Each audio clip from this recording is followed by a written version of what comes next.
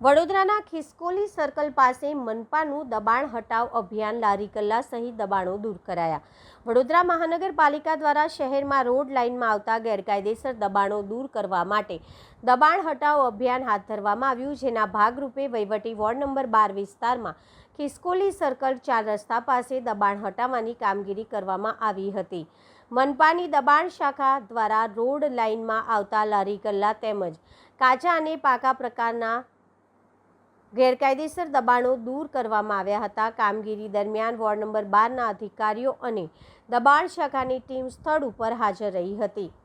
દબાણ હટાવવાની કામગીરી દરમિયાન કોઈ અનિચ્છનીય બનાવ ન બને તે માટે અટલાદરા પોલીસનો બંદોબસ્ત પણ રાખવામાં આવ્યો હતો। પોલીસની હાજરી વચ્ચે મનપાની ટીમે રોડ પરના દબાણો દૂર કરી રસ્તો ખુલ્લો કરાવ્યો હતો।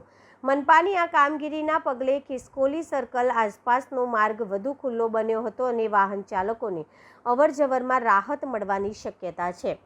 શહેરમાં રોડ લાઇન અને જાહેર માર્ગ પર ગેરકાયદેસર દબાણો સામે મનપા દ્વારા આગામી દિવસોમાં પણ કાર્યવાહી ચાલુ રાખવામાં આવે તેવી શક્યતા છે।